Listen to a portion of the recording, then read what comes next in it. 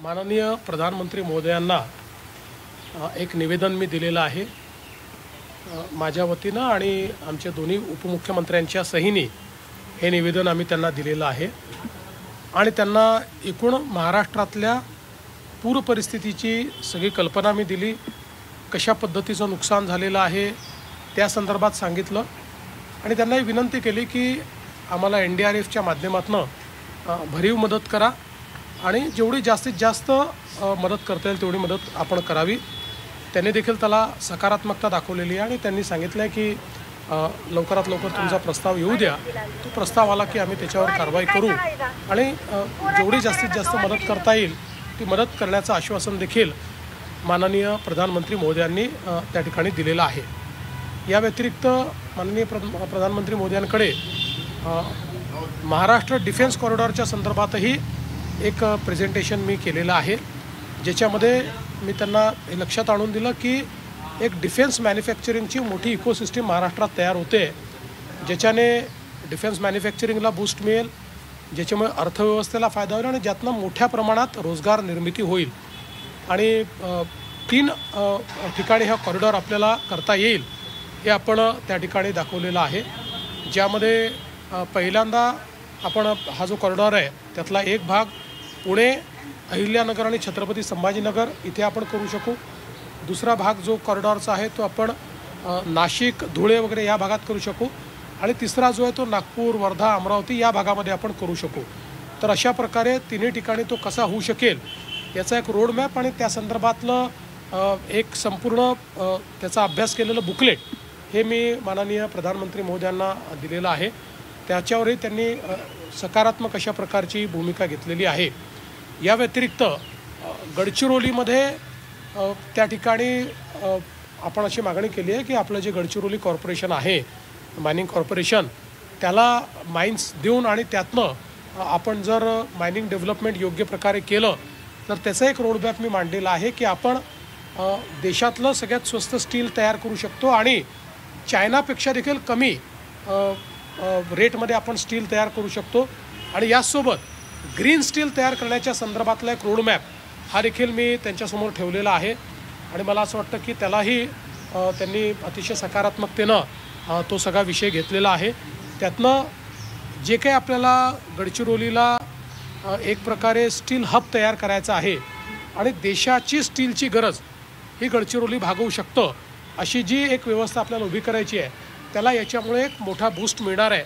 त्यामुळे या व्यतिरिक्त अजून काही लहान मोठे विषय होते की ज्याच्यावर मी त्यांना ब्रीफिंग केलेलं आहे।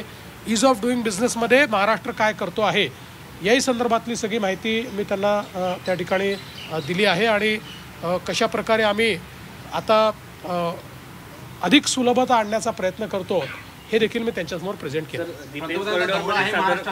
पंतप्रधानांचा महाराष्ट्राचा दौरा आहे का पूर परिस्थिती बघणार आहे? प्रधानमंत्री महोदय पुढच्या महिन्याच्या 8 आणि 9 तारखेला महाराष्ट्रामध्ये येणार आहे।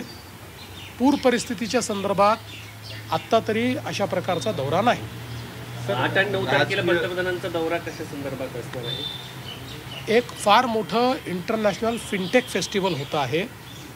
या फिनटेक फेस्टिवलमध्ये जगभरातले जे फिनटेकमधले लोक आहेत ते येणार आहेत आणि त्यामध्ये आपल्या देशाचे माननीय प्रधानमंत्री आणि ब्रिटनचे प्रधानमंत्री असे दोघंही येत आहेत। महाराष्ट्र आता हळूहळू फिनटेकची राजधानी बनायला लागलेलं आहे। सर्वात जास्त फिनटेकमधलं इन्व्हेस्टमेंट हे महाराष्ट्रात येत आहे, त्यामुळे महाराष्ट्राकरता हे जे फिनटेक फेस्टिवल आहे हे अत्यंत महत्त्वाचं अशा प्रकारचं फेस्टिवल आहे आणि त्यामध्ये ते येत आहेत। नवी मुंबईच्या विमानतळाचं उद्घाटन असेल किंवा मेट्रो 3चं उद्घाटन असेल हे देखील त्यावेळेस करते। सर, काही राजकीय विषयांवर चर्चा झाली का?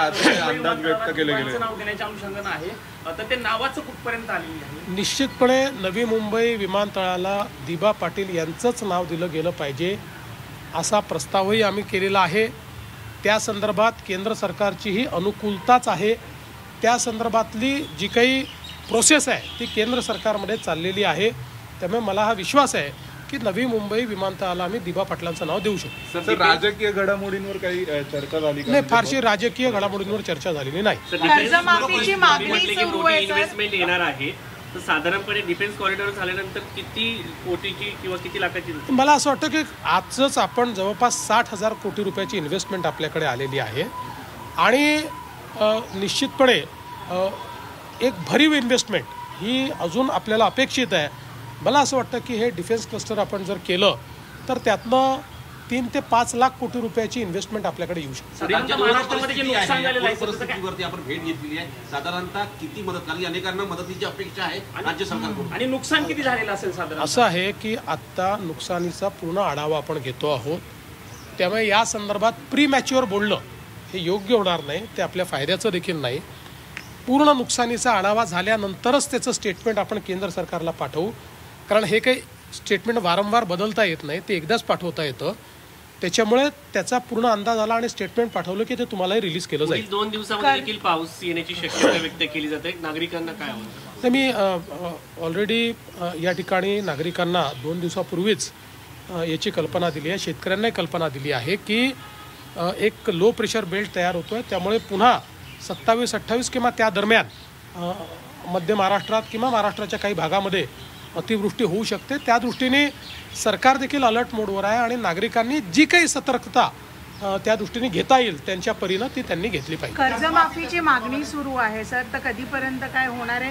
काय अनाउन्समेंट होणार आहे? काय हिवाळी अधिवेशनात? या संदर्भात यापूर्वीच आम्ही सांगितलेलं आहे की कर्जमाफीच्या संदर्भात आम्ही जे आमचं घोषणापत्र आहे त्या घोषणापत्रामध्ये हे आश्वासन दिलेलं आहे. त्यामुळे त्या आश्वासनाची पूर्तता आम्ही निश्चितपणे करणार आहोत. ती आता कधी करायची, कशी करायची या संदर्भातली आमची एक समिती तयार झालेली आहे. ती समिती त्याचा अभ्यास करते आहे, कारण कर्जमाफी काही वारंवार करता येत नाही. त्यामुळे ती करत असताना ती अधिक इफेक्टिव्ह कशी होईल हा आपला प्रयत्न आहे. आत्ता आपल्याला कल्पना आहे की आता खरीपाकरता घेतलेलं कर्ज फेडण्याची वेळ पुढच्या वर्षी येणार आहे. आत्ता शेतकऱ्यांना महत्त्वाचं काय आहे तर तातडीची त्यांच्या खात्यातली मदत ही अधिक महत्त्वाची आहे. त्यामुळे ती खात्यातली मदत पहिले करणं हे आमची प्रायोरिटी आहे. माझे मुख्यमंत्री उद्धव ठाकरे म्हणतात की पीएम केअर फंडामधून मराठवाड्याला मदत द्यावी. खरं म्हणजे या ठिकाणी PM केअर फंडासारखा फंड हा माजी मुख्यमंत्री उद्धवजी ठाकरे यांना तयार करण्याकरता केंद्र सरकारने परवानगी दिली. कोविडकरता तो तयार झाला. 600 कोटी रुपये त्या फंडात आले. एक नवा पैसा देखील ते खर्च करू शकले नाहीत. आणि आज अवस्था अशी झाली आहे की तो फंड CAGच्या नॉर्म्सप्रमाणे कोविडकरता तयार झाला आहे. त्यामुळे इतरत्र खर्च करता येत नाही. त्यामुळे आता त्याच्या नेमकं काय करायचं या संदर्भात आमच्यासमोर प्रश्न आहे. त्यामुळे 600 कोटी रुपये आपल्या फंडात असताना, लोकांनी ते दिलेले असताना आणि लोक पटापटा मरत असताना एक नवा पैसा जे खर्च करू शकत नाही, त्यांनी कोणाला किती शहाणपण शिकवावं हे देखील ठरवलं पाहिजे.